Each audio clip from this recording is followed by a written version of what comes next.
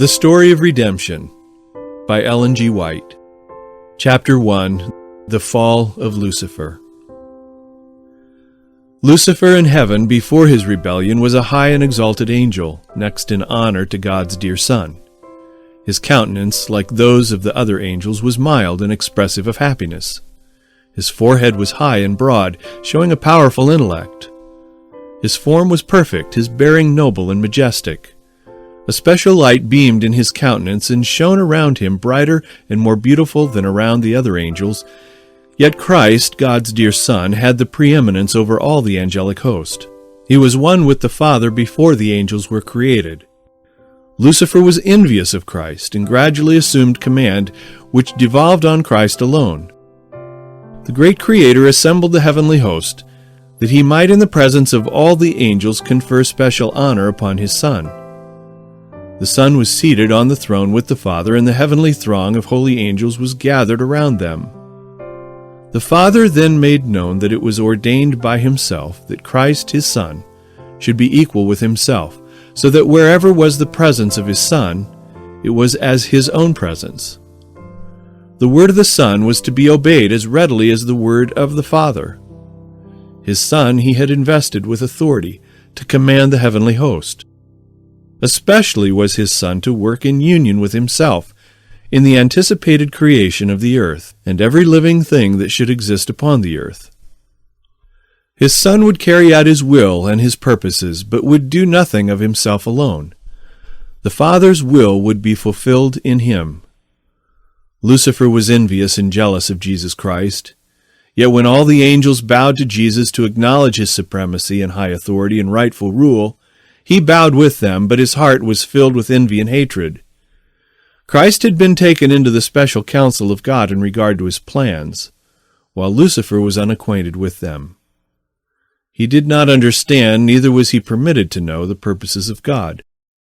But Christ was acknowledged sovereign of heaven, his power and authority to be the same as that of God himself.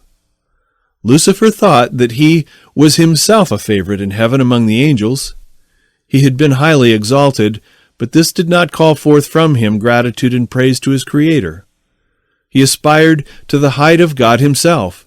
He gloried in his loftiness. He knew that he was honored by the angels. He had a special mission to execute. He had been near the great Creator, and the ceaseless beams of glorious light enshrouding the eternal God had shone especially upon him.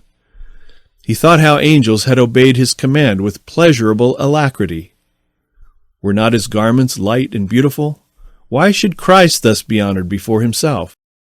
He left the immediate presence of the Father, dissatisfied and filled with envy against Jesus Christ. Concealing his real purposes, he assembled the angelic host. He introduced his subject, which was himself. As one aggrieved, he related the preference God had given Jesus to the neglect of himself. He told them that henceforth all the sweet liberty the angels had enjoyed was at an end, for had not a ruler been appointed over them, to whom they from henceforth must yield servile honor? He stated to them that he had called them together to assure them that he no longer would submit to this invasion of his rights and theirs, that never would he again bow down to Christ, that he would take the honor upon himself which should have been conferred upon him, and would be the commander of all who would submit to follow him and obey his voice. There was contention among the angels. Lucifer and his sympathizers were striving to reform the government of God. They were discontented and unhappy because they could not look into his unsearchable wisdom and ascertain his purposes in exalting his Son, and endowing him with such unlimited power and command. They rebelled against the authority of the Son. Angels that were loyal and true sought to reconcile this mighty rebellious angel to the will of his Creator. They justified the act of God in conferring honor upon Christ, and with forcible reasoning sought to convince Lucifer that no less honor was his now than before the Father had proclaimed the honor which he had conferred upon his Son. They clearly set forth that Christ was the Son of God, existing with him before the angels were created, and that he had ever stood at the right hand of God, and his mild loving authority had not heretofore been questioned, and that he had given no commands but what it was joy for the heavenly host to execute. They urged that Christ's receiving special honor from the Father in the presence of the angels did not detract from the honor that Lucifer had heretofore received. The angels wept. They anxiously sought to move him to renounce his wicked design and yield submission to their Creator. For all had heretofore been peace and harmony, and what could occasion this dissenting, rebellious voice?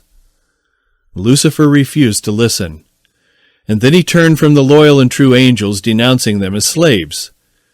These angels, true to God, stood in amazement as they saw that Lucifer was successful in his effort to incite rebellion. He promised them a new and better government than they had had, in which all would be freedom. Great numbers signified their purpose to accept him as their leader and chief commander. As he saw his advances were met with success, he flattered himself that he should yet have all the angels on his side, and that he would be equal with God himself, and his voice of authority would be heard in commanding the entire host of heaven. Again the loyal angels warned him and assured him what must be the consequences if he persisted, that he who could create the angels could by his power overturn all their authority, and in some signal manner punish their audacity and terrible rebellion. To think that an angel should resist the law of God, which was as sacred as himself. They warned the rebellious to close their ears to Lucifer's deceptive reasonings, and advised him and all who had been affected by him to go to God and confess their wrong for even admitting a thought of questioning his authority. Many of Lucifer's sympathizers were inclined to heed the counsel of the loyal angels and repent of their dissatisfaction, and be again received to the confidence of the Father and his dear Son. The mighty revolter then declared that he was acquainted with God's law, and if he should submit to servile obedience, his honor would be taken from him. No more would he be entrusted with his exalted mission.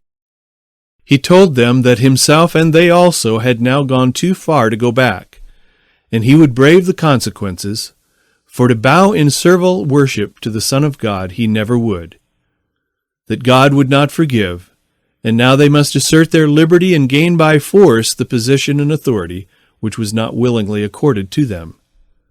And thus it was that Lucifer, the light-bearer, the sharer of God's glory, the attendant of his throne, by transgression became Satan, the adversary.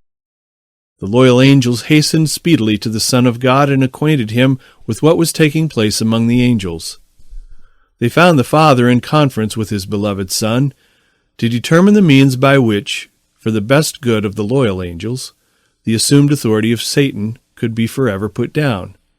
The great God could at once have hurled this arch-deceiver from heaven, but this was not his purpose.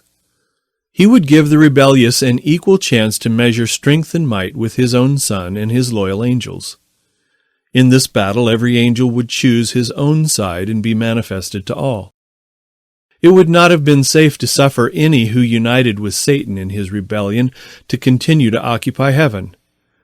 They had learned the lesson of genuine rebellion against the unchangeable law of God, and this is incurable. If God had exercised his power to punish this chief rebel, disaffected angels would not have been manifested. Hence God took another course, for he would manifest distinctly to all the heavenly host his justice and his judgment. It was the highest crime to rebel against the government of God. All heaven seemed in commotion. The angels were marshaled in companies, each division with a higher commanding angel at its head. Satan was warring against the law of God, because ambitious to exalt himself and unwilling to submit to the authority of God's Son, heaven's great commander. All the heavenly host were summoned to appear before the Father, to have each case determined. Satan unblushingly made known his dissatisfaction that Christ should be preferred before him. He stood up proudly and urged that he should be equal with God, and should be taken into conference with the Father and understand his purposes.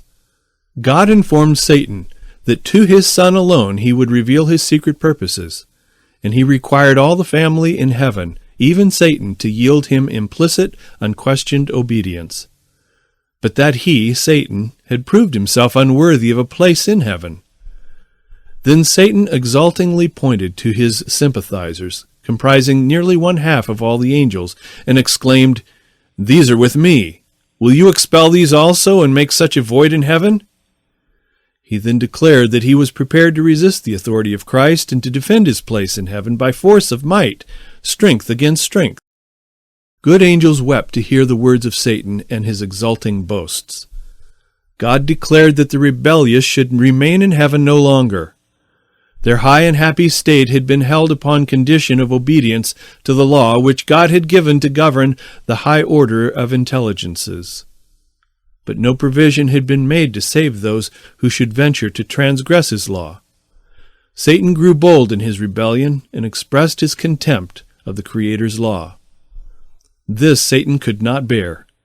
He claimed that angels needed no law but should be left free to follow their own will, which would ever guide them right, that law was a restriction of their liberty, and that to abolish law was one great object of his standing as he did. The condition of the angels, he thought, needed improvement. Not so the mind of God, who had made laws and exalted them equal to himself. The happiness of the angelic host consisted in their perfect obedience to law. Each had his special work assigned him, and until Satan rebelled, there had been perfect order and harmonious action in heaven. Then there was war in heaven. The Son of God, the Prince of Heaven, and his loyal angels engaged in conflict with the arch-rebel and those who united with him. The Son of God and true loyal angels prevailed, and Satan and his sympathizers were expelled from heaven. All the heavenly host acknowledged and adored the God of justice. Not a taint of rebellion was left in heaven. All was again peaceful and harmonious as before. Angels in heaven mourned the fate of those who had been their companions in happiness and bliss. Their loss was felt in heaven. The Father consulted his Son in regard to at once carrying out their purpose to make man to inhabit the earth. He would place man upon probation to test his loyalty before he could be rendered eternally secure. If he endured the test wherewith God saw fit to prove him, he should eventually be equal with the angels. He was to have the favor of God, and he was to converse with angels, and they with him. He did not see fit to place them beyond the power of disobedience.